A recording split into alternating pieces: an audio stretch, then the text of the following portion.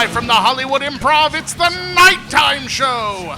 With us, as always, our head producer and writer, Matt Walker. I'm the voice of the Nighttime Show, Mike Black. Today, the Nighttime Show welcomes a very special guest, star of Red Dawn, Some Kind of Wonderful, Back to the Future trilogy, and the first feature-length Marvel movie, Lea Thompson!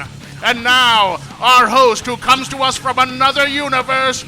Put your hands together at home, and we'll all do a social distance round of applause for Stephen Kramer Glickman! Yeah, that's me. Oh, my Lord. Lea Thompson, it is an absolute honor to have you on the show. Thank you, Stephen. It is. What a great introduction. Isn't he so great? Mike Black is great. I really am. You really are. What's so great about this show is we get to talk to a lot of people that we've been fans of, and sometimes you've been a fan of somebody for a couple of years. Sometimes it's a TV show you just started watching that you get excited, you want to meet that person, so we get to interview them. But you, Lea Thompson, for God's sake, Lea Thompson, we've wanted to talk to you for since the your whole life, 1984. Are you like 35? I'm 41. So your whole life. My whole life, I've wanted to talk to you. We've been waiting for this moment all our lives. We really have. We really have. It's really lovely. Where are you from originally, Lea? Where'd you grow up? I'm from Minneapolis. Oh, nice. Minnesota. I'm a Minnesota girl. Minnesota's been in the news. Don't want to bring things down or anything, but Yes. those are all my stomping grounds that I've been stomping on. So that's but I can really talk like that if you want me to the whole time. I was wondering. I was like, no accent, but okay, Wow. there it is. Yeah. No, it comes out when I'm mad or bored. We'll start hearing it towards the end of the Yes. podcast, is what you're saying. When you were growing up, did you have like any favorite actors or actresses? Anyone that you looked up to in the business? I didn't really. I'm really going to talk in a Minnesota accent. I didn't really think about being an actor. I was a dancer in Minnesota, and I did a few plays and stuff. So I didn't really. All my heroes were like either kind of Like Baryshnikov political figures or dancers or that. But when I decided to become an actress in New York, I really there were several actresses that I love, but now I can't remember their names. Do you remember the first play you did? I do. The first play I ever did was called Madeline and the Gypsies. I was 11 years old, and then my first starring role was a play called The Little Mermaid. And I played The Little Mermaid, and I was pretty terrible. This is how I talked. This is how I talked. Well, because it was in Minnesota, and they were trying to get rid of the Minnesota accents, so they made us do these weird mid-Atlantic accents. So I said, "My prince, you mustn't sleep so late. The bells of the temple are ringing for joy, and you are back in your own world now." So it was a 40s silver screen star doing Little Mermaid. That's great. That is awesome. I know. That's how I talk. That's how everybody at this theater talks. Oh my God! Now is that? I know that you ended up at the American Ballet Theater. Was that before or after? When did you get over to there? That was after I went to Philadelphia, and I was in the Pennsylvania Ballet, and then I kind of washed out of there, and I went to the American Ballet Theater, and then I quit because Baryshnikov told me I was too stocky, which is a great thing that happened to me. What? Wait, Baryshnikov told you were too stocky? Yeah, he did, and he's pretty stocky.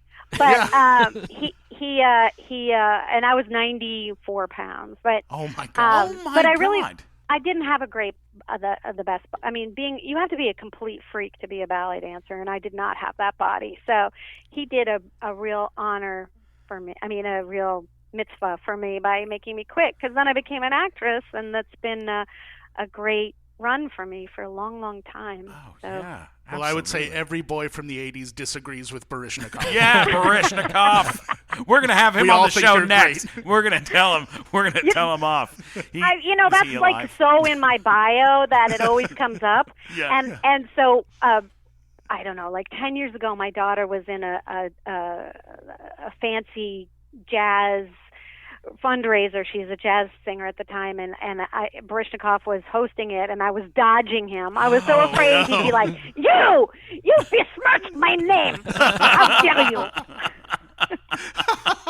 Russians don't take that stuff lightly either. You might have gotten a call from Putin at any point. You know? Niet. yeah. So great. When you decided to make the leap into acting, did you move out to LA right away? How did you find your way into it? As far as like getting your first agent, getting in. Like how was that for you at that time? Well, I had a cousin and an uncle that were in the business, or two cousins. My cousin Matt Berry, he did a movie called La Luna with Bertolucci and Jill Clayburgh in the early 80s or the late 70s. Anyway, it was an incest story. Yay. I think that was the tagline on the poster. This is an incest story. Yay. Anyway, it was a big deal. And so he had an agent, and my uncle, who just passed away, was an actor, and and they had kind of connections and managers. They had managers. Actually, they had the same manager that Tom Hanks had for many years. And but Tom Hanks wasn't Tom Hanks then. And so I actually got the first job I auditioned for, which was a Burger King commercial, and they had such a great casting director that you can YouTube this. There's a commercial with Sarah Michelle Gellar, Elizabeth Shue, and me in it. We're all Burger King girls, and in the same commercial. Oh my God! Yeah. So they had good and good they also casting director. I think they also cast Meg Ryan and somebody else later after us. So they had a great casting director. So that was my first Wait, job. so it was Elizabeth Shue, and who else? Oh, and Sarah Michelle Gellar. Oh my yeah, God. Sarah Michelle Gellar was young. She was sitting on my lap. We're singing. Wow.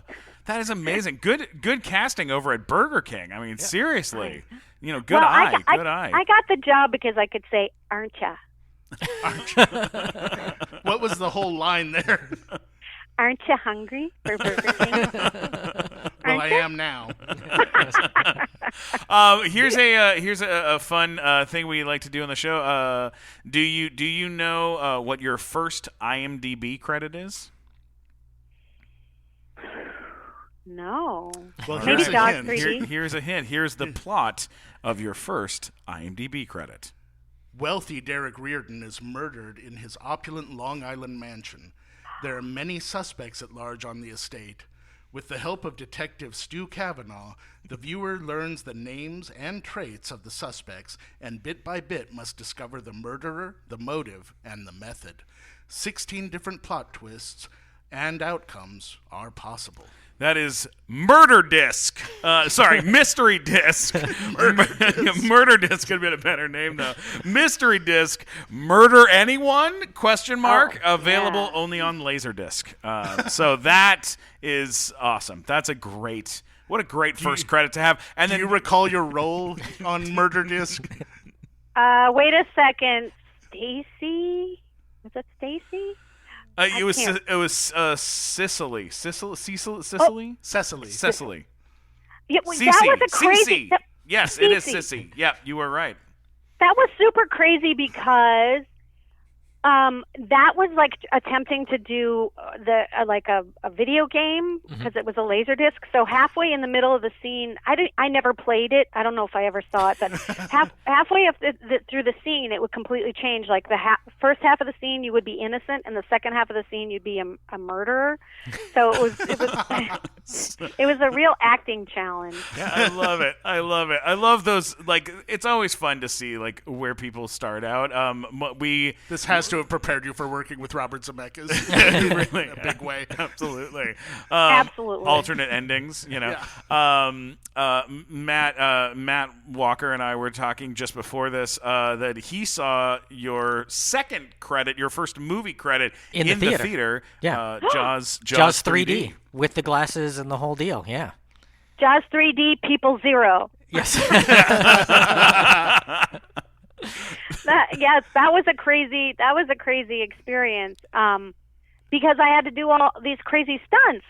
I had to do this water ski pyramid up on, 3-tier water ski pyramid with the regulars from the SeaWorld show, and that I couldn't swim. And you did it? Like What? they didn't have a stunt person?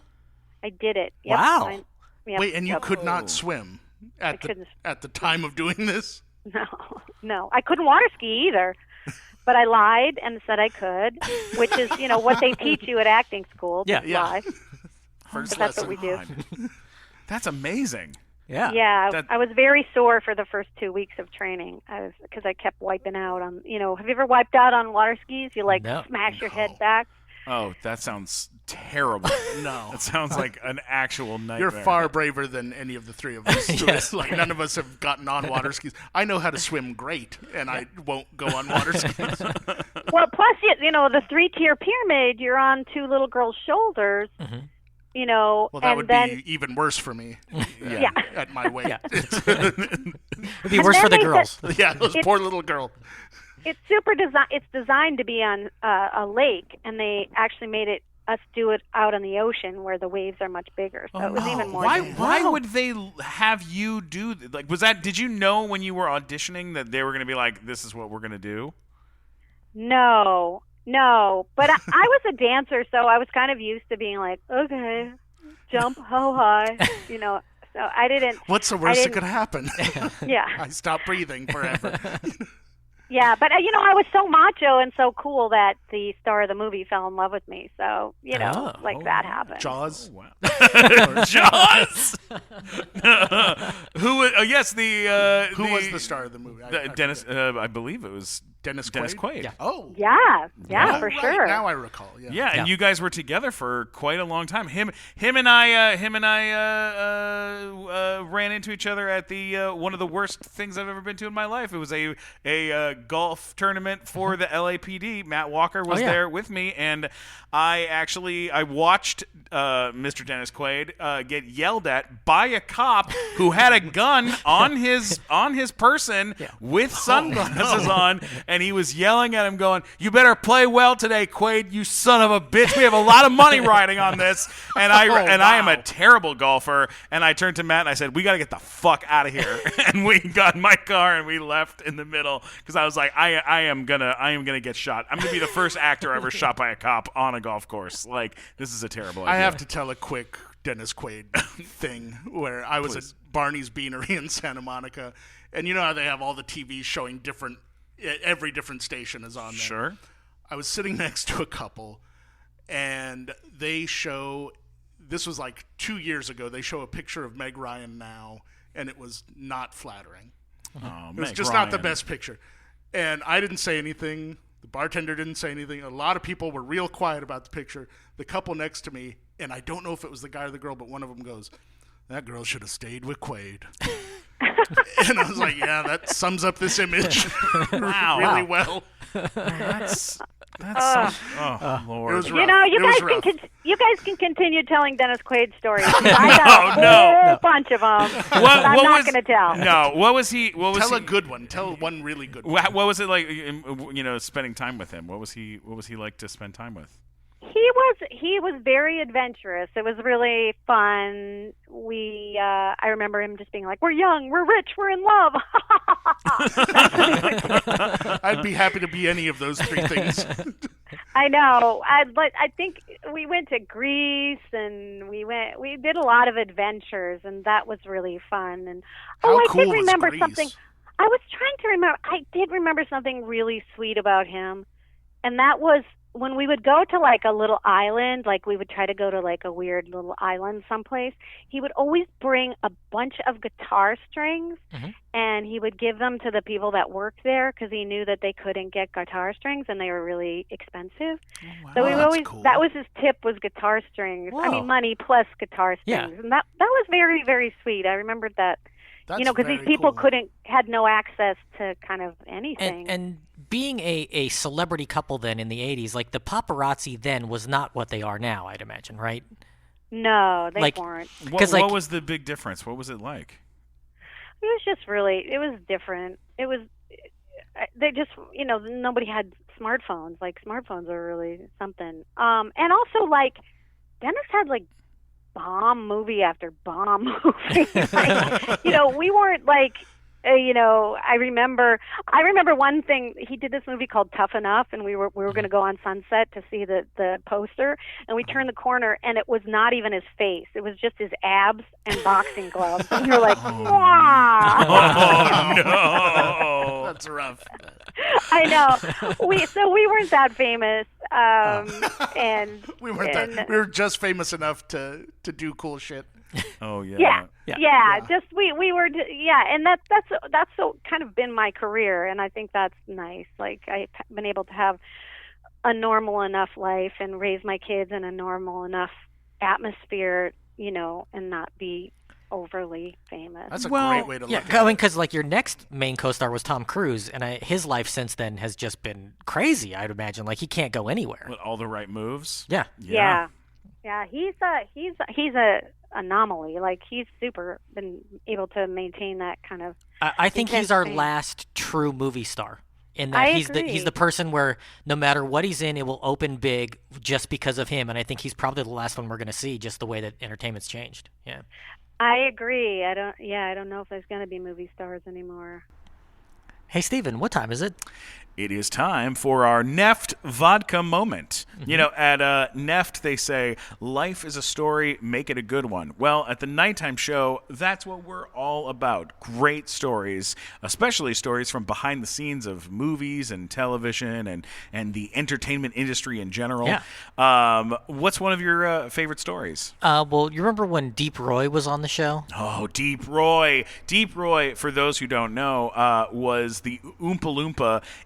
He played all the Oompa Loompas in Charlie and the Chocolate Factory. Charlie and the Chocolate Factory, the Tim Burton one with Johnny Depp. But he was also in Star Wars. Yeah. Yeah. And I think one of our favorite moments from that, a story that no one had ever heard before, was that Kenny Baker, who played R2-D2, got too drunk one day and couldn't get into the R2-D2 costume, so Deep Roy had to jump in and save the day. And he said it was way too small for him. So funny. So, I mean, just to know, not only did Deep Roy play Yoda and Ewoks and all sorts of creatures in Jabba's palace, but this wonderful, wonderful actor also jumped in to save the universe as R2-D2. Anyways, we all after the show, we all sat around and had some Neft vodka. And I'll tell you what, Neft vodka, it can really make a party take off. Neft is a small batch vodka with a taste as memorable as its container, which is a portable, unbreakable barrel that keeps Neft cold for up to 6 hours. It almost looks like R2-D2. It kind of does. Inspired in Siberia, distilled in Austria, and has won awards all over America. BuyNeftVodka.com. Just head on over to BuyNeftVodka.com. That's BuyNeftVodka.com. All right, let's get back to the show.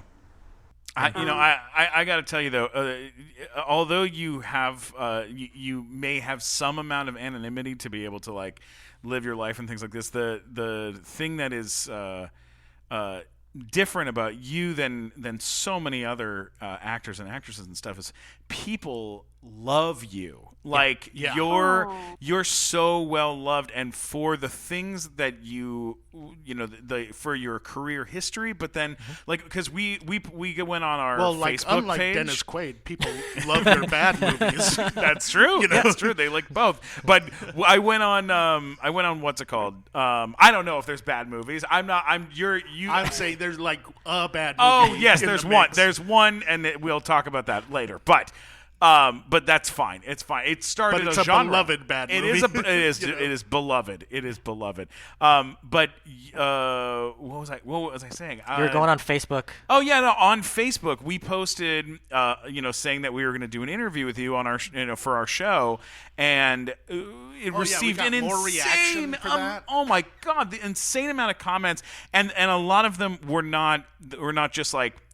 Most of them were not Back to the Future. They were like, we got to talk about Red Dawn. In Red Dawn, we have to talk about her directing work on Switched at Birth. Like we have to talk about Her directing work on Goldbergs. We have to talk about like the list of different things, and people have followed your career and your life and just adore you. So we've got a lot of questions. That's so sweet. That's really nice. That's also, really a lot nice. of people that worked with you, because Steven was on a TV show on Nickelodeon for 5 years, and then a lot of the crew went over to a show that to Switch the Birth, right? I think was the show. Yeah, A lot of the crew that worked on it replied back, and they were all saying like, "Could you ask her like about singing the song from?" Was it Howard the Duck? I think they said on the set, and they're like, "Does she remember doing that?" Yeah, and it was James Smith said, "Ask her about performing the entire Howard the Duck song while waiting for a costume fitting on Switched at Birth because she was stuck sitting on the couch for an hour and she was bored." Because this is what he said: "Because of everything that's ever happened in my career, this is literally the highlight of my entire career. That woman is amazing." Yeah, that's from James Smith. Wow. Oh my God, that makes me so happy. I am way more eccentric than my image shows. That's for sure. I am very eccentric. Oy vey. My kids will tell you that. Well, since we're talking about the Yes. first feature-length Marvel movie ever made, Yes. Okay. I have to tell you that in 3rd grade, I dressed as Howard the Duck for Halloween. Oh my! And my costume was bitchin'. It was pretty cool. But every kid had not seen the movie besides me. And so they were like, "You're Donald Duck." I was like, "No, I'm Howard the Duck." And they're, "You're Donald Duck." "No, I'm Howard the Duck. I have a cigar. Why would I be?" And they're like, "No, you're..." And the only person who got it was the vice principal at our school. And he goes, "Michael?" And I was like, "Yeah." And he goes, Are you Howard the Duck?" And I was like, "Yeah." And he just mumbled more to himself. He goes, "You're going to have a rough life." That's awesome. He was dead on. He was absolutely right. So let's go through Howard the Duck just a little bit with you. How did you get involved in that film? Did you audition? How did that happen? I did audition. I remember I was doing space camp and I was trying to buy the stuff that I needed to like look like a rock star. At the time, it was like Madonna and and Cyndi Lauper. So I was trying to find like old crucifixes and stuff. I think in like, I don't know where we were, Alabama, Huntsville, Alabama. And I was trying to figure out how to look, to go from being, you know, Catherine and who was super straight-laced in space camp, and I was trying to figure that out. And I remember auditioning, and they were going to their house, the Willard Hike and Gloria Katz's house, and I was trying to do the audition, but I was very hot at the time, obviously, because of Back to the Future and at Universal. Oh, you're hot all the time. Yeah. Oh, jeez, My Mike. career. Oh, No, I love that. Thank you. And so I remember auditioning, and I think I had to sing, and they were really tickled. I was on a short list, I'm pretty sure, of the movie stars at the time that could do that part, and it was a big movie. Did you go into the room? Did you audition in the room for that, or were you? Did you have to do a VHS tape and send the tape I went in. I went to their house, I remember, and did the audition on tape. And I have such a terrible memory, but I remember that, you know, everybody wanted to do it, and you know, but I also remembered it was the same thing that happened on Space Camp. They started shooting the movie before they had any idea how to do it, which was stupid. You know? Really? Note to self as a director, Yeah. like, don't start a movie before you. So they really didn't know how. They couldn't make this stupid duck work, and you know. They're like, it worked for Coppola and Apocalypse Now. Yeah, Let's we'll just do figure it. out. Yeah. Figure it out in post. It did. They you know, my biggest pet peeve about it is that they had all these great actors that could have done the voice of the duck, and they could have improv, you know, recut it. Oh, If they would have let him improv, they could have recut the movie, but they didn't have, you know, but they were so That's a obsessed. great idea, actually. Well, that's what I kept saying. I mean, because I remember, like, Jay Leno and Robin Williams. They came to the set, Oh and I was my like, God. "Yeah, get him! Yeah, get Yeah. him!" And Can you then they imagine were, if they'd gotten Robin Williams for that Yeah. movie? Oh my It would have God. changed it completely. Just a reminder to the audience, Ed Gale was in the costume of Howard the Duck. Yeah. I believe the voice of Howard the Duck was done by Chip Zien, who starred as the baker in Into the Woods in the original Broadway cast of Into the Woods. And then the animatronic, like puppeteering, was done by Tim Rose, who played Admiral Akbar. Yes. So instead of having some And Salacious Crumb. right, yeah, and so instead of having some like amazing comedy, performer, that's it. Kind of went down this road, which is It's a choice. it's a choice, but you're 100% right. Like having It's someone why like, none of the other children at school had seen the movie. exactly. Yeah, if it would have been Robin, it could have Yeah. been a totally different thing. But the real question about Howard the Duck is, what's it like filming a love scene with a duck? so hot. It was. I mean, you know what? I always have had a very off sense of humor. I mean, I thought it was funny. I had no idea that people would be freaking out about it. Like, and we went to all the pains of like making it look like it was just I was being funny, but it did rely on this weird love story. Yeah. The screenplay relied on this love story, which, P.S., I think I did a really good job making that duck look like something you should care about. Because all they did was he complained the whole time. Yeah. I was like, why are you complaining the whole time? Why would she care about this? Yeah. And then they inserted this insane, like this came out of nowhere. The ultralight chase at the end wasn't in the movie. Yeah. And it went on forever and ever. I remember sitting in my hotel room being like, what are they doing? oh my god, What are they doing? Well, you probably learned a bunch of lessons that you then now as a director are able to like put into practice. Be like, don't do any of this stuff because you saw that it didn't work. Yes. I think it, all of your failures and successes inform you, and definitely as a director, I definitely learned more from Back to the Future, the way he told that story, way, the conciseness and the never-ending work on the script. That they never stopped thinking about how to fill the frame with more story and more character. And, that kind of thing is really informed me as a director, and how he moved the camera, not just to move the camera, but to help tell the story, to reveal something in a interesting way. Yeah, and 1985, Back to the Future, that film is, I believe, a perfect film. Like there's no way to improve it. Yeah, Mike Glazer, who's one of our hosts on our podcast, we were talking the other night, and he had not ever seen Back to the Future, and I hung up on him. Yeah, and then I made him go and watch it immediately on Netflix, and he watched it and then called me afterwards and was like, "Oh my God, you're right. It's a phenomenal movie." Yeah, and we still punished him by not letting him be here today. Yeah, he couldn't be here. We said no. We're only true fans can be here today. You know what?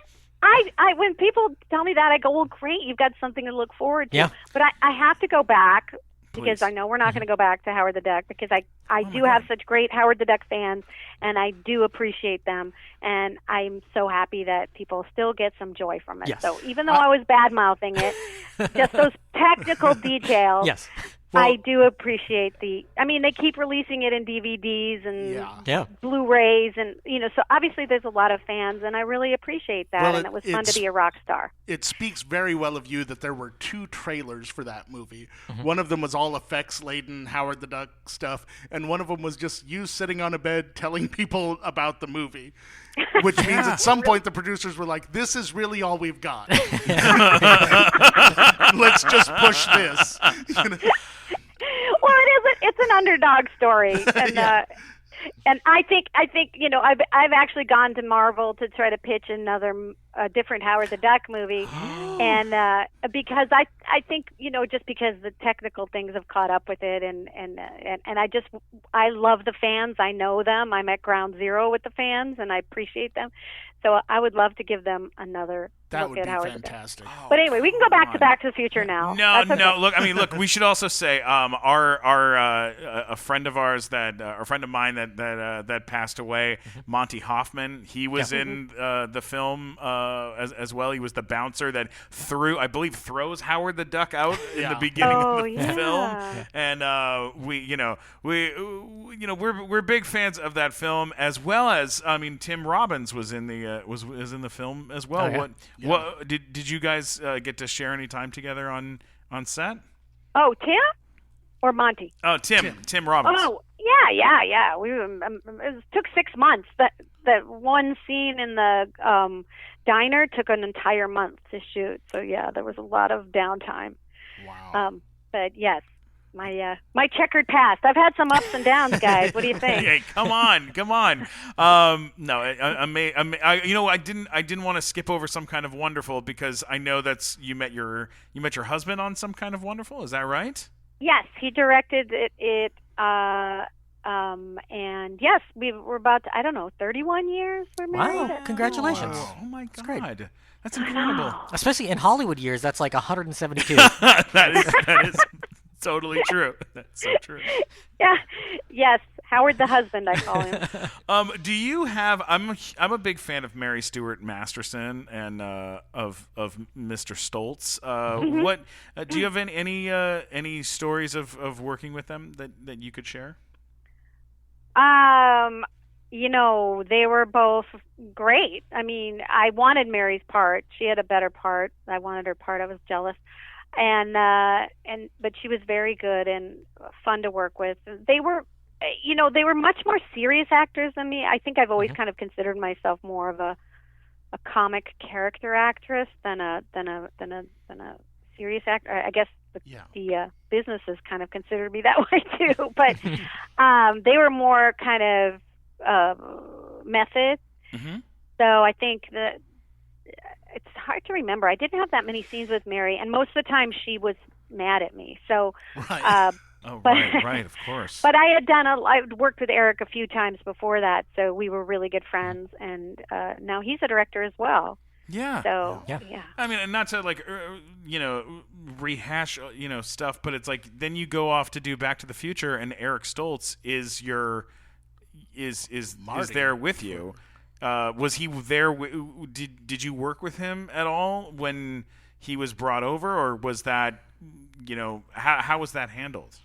Well, I worked with Eric on a movie called The Wildlife that Cameron Crowe wrote, and Chris Penn was in it, and Eric and I played love interests in that. And I did that movie before Back to the Future. Then they saw me at Universal because they were looking at Eric. They saw me, and so I auditioned for Back to the Future, and so did Eric. And Eric and I both got the part, and then they replaced Eric.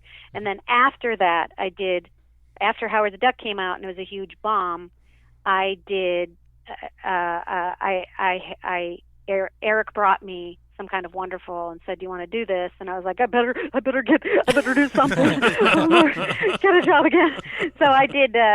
So I had this interesting experience, intense couple of years with Eric Stoltz.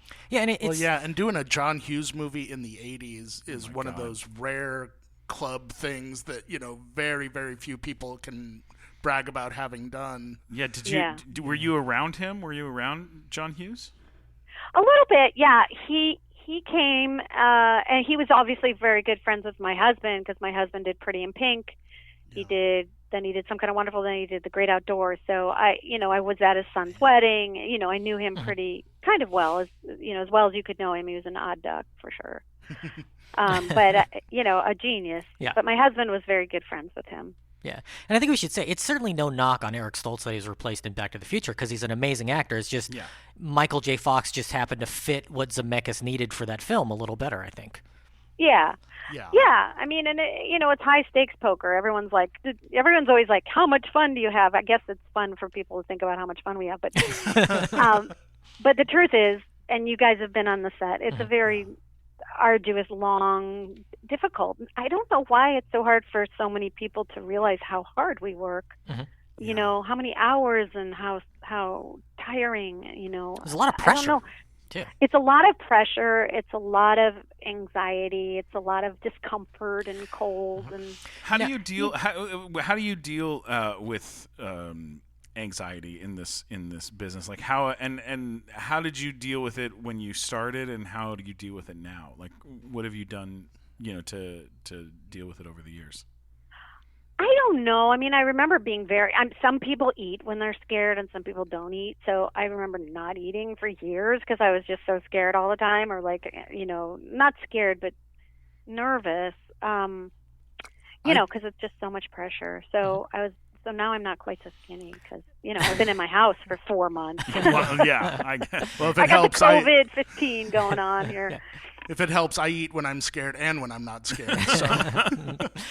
Hey, a quick thing I want to talk about, Mike Black. I think this is something that we really should talk about, and it's a company that was founded in 1983 in Tokyo, Japan. Of course, I'm talking about the Zoom Corporation. Zoom. Now, if it wasn't for Zoom, and Matt knows this, we would not be able to do our show. They make the best audio equipment in the world. Which one are we using right now? We're recording onto a Zoom LiveTrack L8 right now, and when we go do our live events at conventions and stuff, we often use the Zoom H6, and they're both just fantastic pieces of equipment. You plug your microphones in, you plug your headphones in, and you're good to go. Yeah, I mean, whether you're a classically trained pianist or a run-and-gun filmmaker or a podcaster like us. Yep. Yeah. I do a ton of podcasts, and I can tell by listening when they're using a Zoom and when they're not. Yeah, it's the mark of excellence. It really is. Go check it. Go check out all their stuff over at zoom-na.com. That's zoom-na.com. Be professional, for God's sake. Zoom-na.com. All right. Okay, let's get back to the show.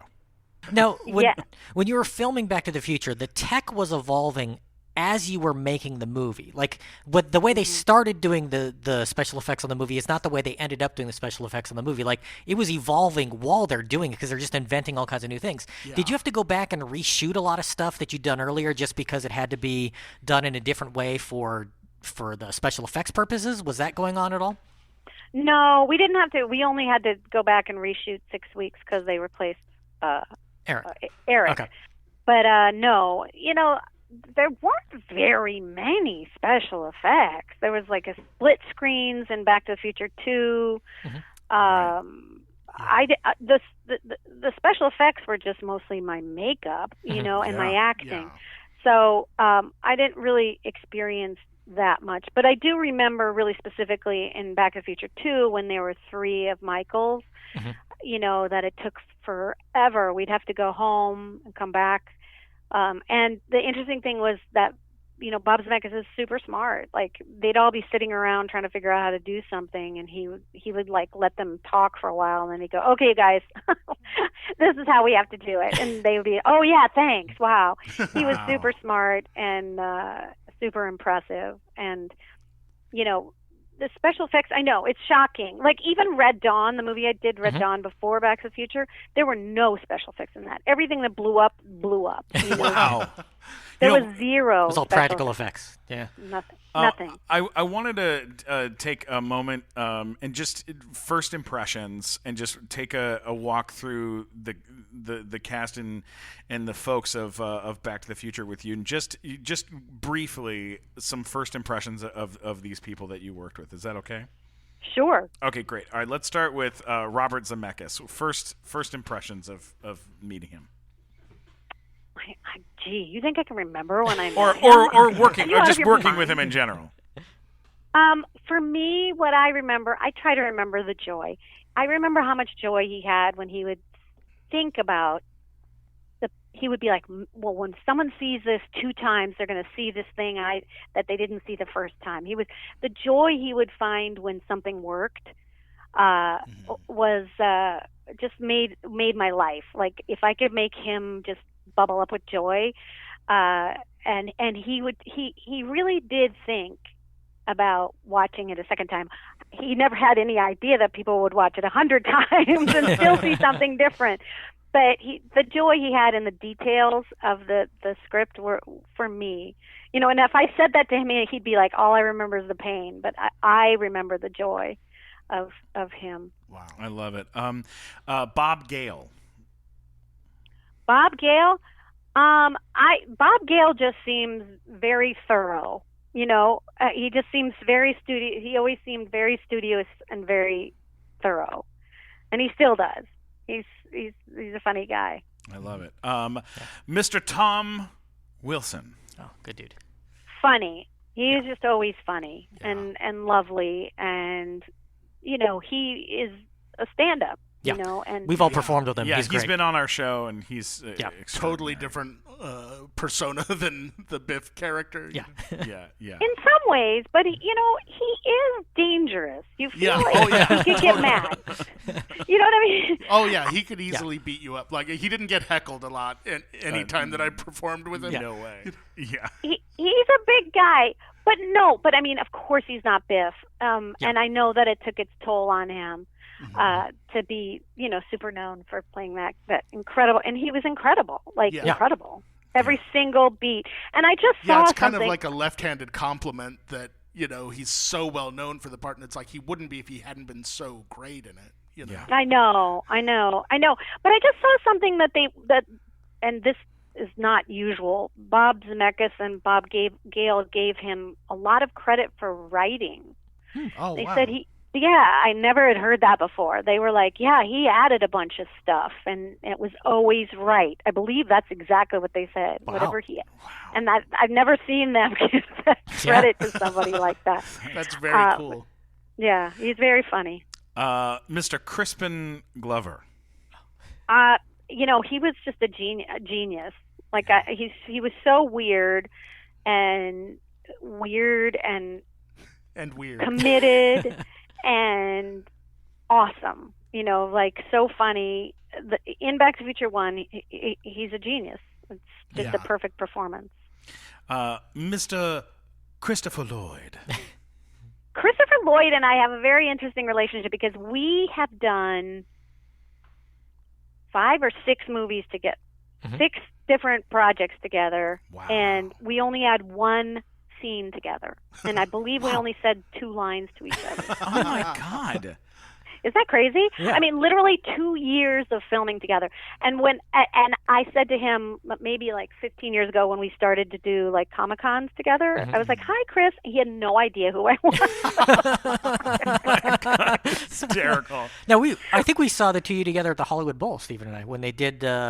They played the movie and the orchestra played the soundtrack to Back to the Future. Yeah. Wasn't that exciting? That was the coolest thing ever. I got to hang out with Mr. Lloyd backstage at the the animation awards. The Annie Awards this past year, and I sat down on the couch next to him, and he had a big box of Kentucky Fried Chicken, and I said, where are they giving away Kentucky Fried Chicken? He said, oh no, this is in my contract.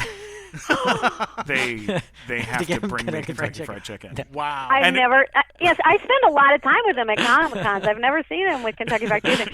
He's a great guy. I love him. He's so funny. He can make a whole audience crack up with one word all the time.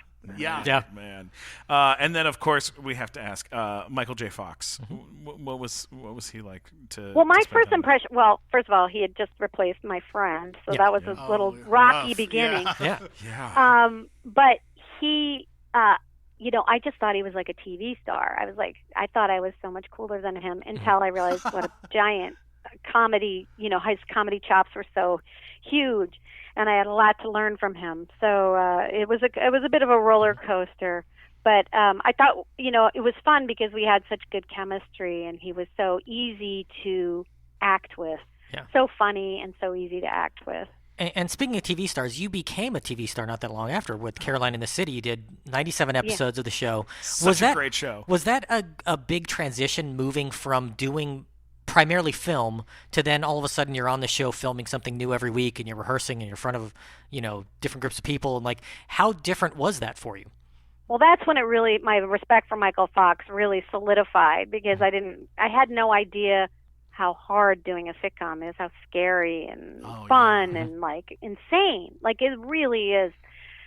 It takes such chops as an actor to do a sitcom. And now that was a live audience sitcom too, right? Mm-hmm.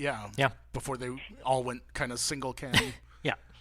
Yeah, it was a live audience, and it was all riding on me, and it was the best time slot in the Yeah, history you're of part television. of must-see TV right there, right in the heart of that Between lineup. Friends and ER at their peak. Oh Yeah. my God! Oh wow! What a time slot. That's amazing. And I remember Time Magazine called me the ultra bland Lea Thompson. So you know what I did? I would get business What cards did you with do? that printed out. Yeah, business cards. Get it on your door when people come in. What did you do when they said that? I had to wear body stockings sometimes when I was supposed to be in bed with somebody, which was like every week, and I had this nude body stocking made with a big U on the front, so it looked like a superhero costume. Ultra bland woman, for an audience. Yes. Well, it's like Steven once got a review from the Chicago Sun-Times, I think it was. Yes, it Or was. Chicago Tribune, where they said, Steven Glickman is loud.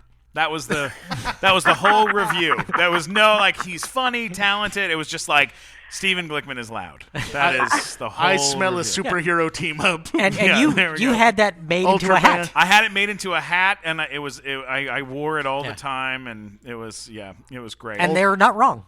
You are All loud. right, I am loud. Ultra bland and loud, boy. We got to take. We Coming have soon.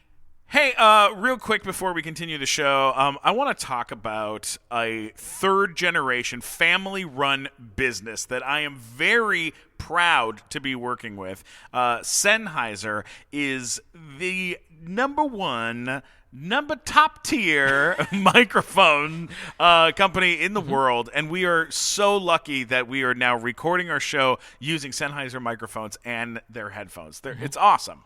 We're talking into Sennheiser MD42 microphones and using Sennheiser HD25 headphones, and these sound amazing. I mean, listen to Mike Black's voice. Listen to the rich and sumptuous soundscape that comes out of my voice Oh, every time I speak into a Sennheiser. absolutely. Go check out their microphones and their sound equipment over at Sennheiser.com. All right, let's get back to the show. There's so many questions. I mean, we could talk to you for forever. But there are so many questions of people. People wrote in stuff. Our friend Alex wrote in, "Can she adopt me?" Christian Sherrock wrote, "Love Dennis the Menace. Any Dennis the Menace stories? Any Walter Matthau? Anything to say about?" Oh my God, I have the best Walter Matthau story. Can I just say something dirty? Yes. Is this? I can say bad words? Anything you you want. want. Okay. Walter Matthau, when I first met him, I was dressed like I don't know if I can tell this story. Yeah, you can. You can. It's okay. We believe in not- you. I loved Walter Matthau, and he was the best guy ever, and he could make a joke out of anything, kind of, like amazing. So he said, now I can't say it. Yeah, I sure gotta you save can. this one. But anyway, Was he was. it like did he see you and say this is a very attractive woman? Was it something like that? Was he very Was it that kind of thing? kind of Whatever we're situation? guessing is worse, so you should probably just tell us. Yeah. Okay. We're comedians, Yeah. we know how rough it gets, but He, it's okay. okay. He said you, because I look like Marilyn Monroe. Uh-huh. He said, "You look like Marilyn Monroe." And I said, "I know." He goes, "Yeah, I tried to have sex with her once. It took me all night to get it up. She just laid there." God, what? What? Oh my! That's what he said. Oh my Hollywood. God! That is the greatest. Well, Time Magazine, who's ultra bland now? You dumb sons of bitches. Holy crap! That's so great. That's the first thing he ever said to me. That is fantastic. Oh my God! And the story was worse than that. I watered it down for you guys. Wow. Wow. Oh, that's so funny. That is And I awesome. loved him from that moment. I was like, could you thank Such you. a great. That He's is so just funny. Marvelous. Just marvelous. What a great guy. Thank I you love for it. finding the courage to tell us that story, because that is awesome. I love But it. then like they cut a bunch of my scenes before they shot them because they wrote this other crazy thing that happened with Chris Lloyd in yet another movie that I had no scenes with him, and and they cut a bunch of my scenes before they even shot them, and I was crying. And he said, he was so sweet. He goes, there's a bunch of actors who do great with just even one scene. Don't worry about it. You're wonderful in this movie, and don't worry about it. I mean, he was really a lovely, a great man, and I loved working with him. And then later, my husband was set to direct him in Grumpier Old Men. Mm-hmm. And he goes, who is this Howard the Deutsch? Howard the Deutsch. Who is this Howard Deutsch? And they go, well, he's married to Lea Thompson. And he goes, I like Lea Thompson. Have her direct the movie. Well, that's what I wanted to get us into before we wrap up here is, as a director, you have done some really incredible stuff. And Switched at Birth is a big show. I mean, we got so many comments about Switched at Birth. And then, I mean, that's just one show. I mean, I know you just directed Goldberg's, and you were just on the show. And I actually spoke to Adam Goldberg during the first season of Goldberg's because I saw Back to the Future 2 and saw a promo where they said that hoverboards were going to be coming out for real. So I told every single person at my school that my father was buying me a hoverboard and lied to friends and family. I told everyone that it was already ordered, it was on the way, and then they did that on the show. They actually did an episode about the hoverboard, the fake hoverboard commercial thing, and how it fucked up all these kids. These kids thought it was coming and they couldn't wait. So I mean, I'm a Goldberg's fan for life. I think it's a great show, and you did a great job. That episode was awesome. So what's been that like for you? I mean, becoming a director and directing so much stuff. I love directing. I just had a Stargirl episode. You can still watch it on the CW app. Oh, that's the DC show. Yeah. Yeah, the DC Stargirl. So that was my first kind of like big kind of epic fight scene kind of show. So that was really fun, special effects and kind of choreographing all of that, which was super exciting. I like fantasy. I like that kind of humor and everything. And I also had a chance to do Katie Keene, which I got to shoot in New York City, and all these incredible actors and all this kind of glamorous, fun stuff. And so I've done the Goldbergs and Schooled, and I got to do Mom. That was really fun. I got to do a sitcom in front of an audience. So that was weird because there was a lot of people from Caroline in the city. So I also did my own movie, which you can still see on Hulu, called The Year of Spectacular Men. I did that with my two daughters. Oh, cool. One of my daughters wrote it and starred in it and did the score and wrote the music and the songs. And my other daughter, Zoe, that was Madeline Deutsch. And then my daughter, Zoe Deutsch, produced it and starred in it. And I acted in it and directed it and, did the whole thing. That whole thing of like making something from scratch. Yeah. That's the first thing I've ever That's amazing. Yeah, it was really great. Your daughter Zoe, by the way, is hilarious. She was in the Zombieland 2, and she's just so funny as Madison in Zombieland 2. You got. And I've seen her, of course, on The Politician as well. I mean, it's awesome. If you haven't seen The Year of Spectacular Men, you should check it out right now. It's awesome. And I know we need to wrap up soon, but I do have to ask you, the number one question we got on Facebook was, how is it that you don't age? Yes, and do you have a picture of what did they say? Do you have a painting that's aging in your attic? Is that no. Probably the reason people feel that way is probably because I don't try that hard. Somehow I think that ends up making you look younger when you're not really trying to look like you used to look. I think. I don't know. I'm wondering if that's the case because I can't be bothered to try too hard. So, I mean, I've noticed that with my friends lately, who couldn't get their nails and their eyelashes and all that done. I'm like, you look younger, when you're not trying too hard. And we're so used to in Hollywood too, with the Botox and the stuff and the lip implants and the things, it's like everyone ends up kind of looking like this And then people say you should have stayed with Quaid. Yeah, that's what happens. Right. Yeah, It all goes wrong one You day. don't want to say that. I don't know. You know, he keeps trading younger and younger. I don't know. I don't think that's gonna work out. But yeah, no, you're a phenomenal actress and Thank you. And a great director. And a great director. I mean, so awesome. And I'm so excited for cons to come, Comic Cons to come back and things, so that maybe we get to we'll see you there. See you at one of these Or one of our things in the live future. shows or- Yeah, exactly. Like we do. I know.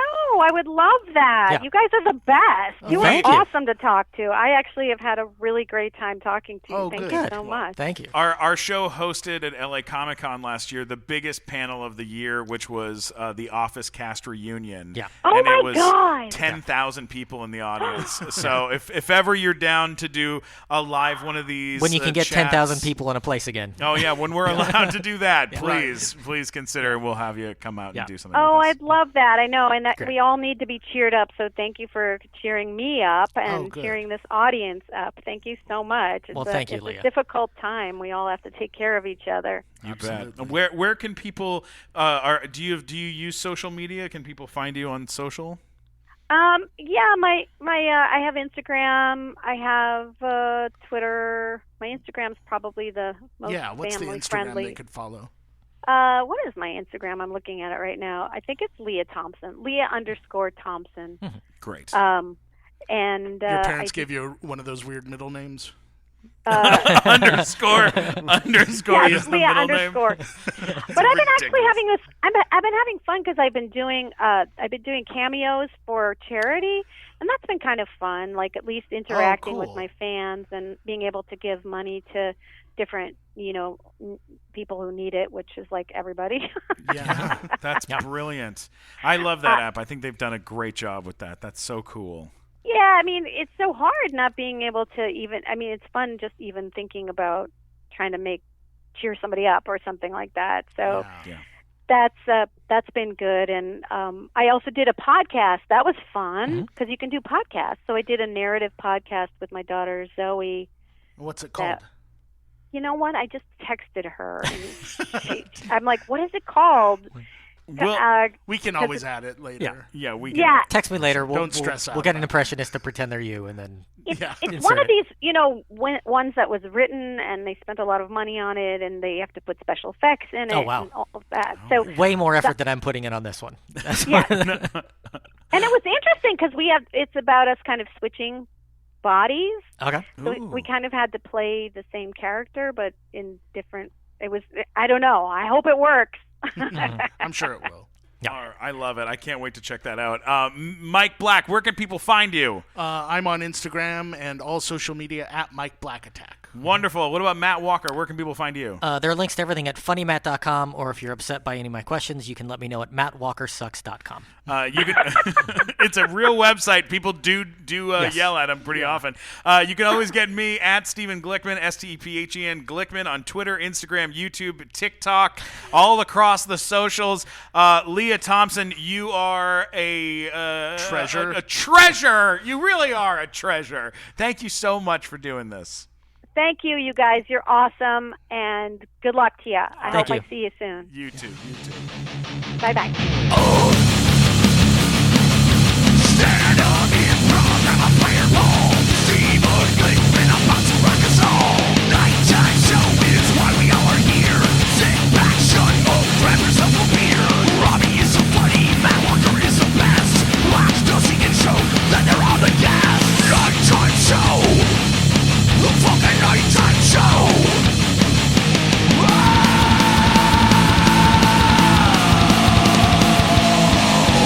Nighttime show, the nighttime show, nighttime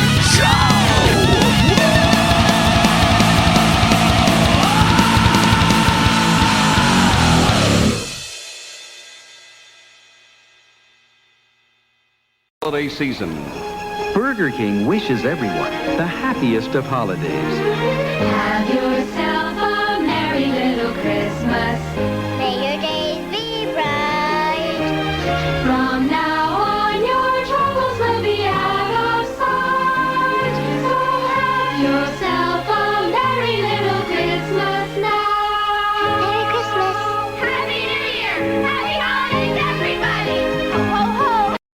And now, an exciting message from Burger King. We know you're watching the game, but you're waiting for something more exciting. Ready? Broiling beef frying nearly 2-to-1 in a coast-to-coast survey. Not better than baseball? Think about it. Nearly 2 out of 3 people chose broiling. Burger King broils. McDonald's and Wendy's fry. Okay, now back to baseball. But the second it's over, everybody up. Click off your sets. And come on to Burger King.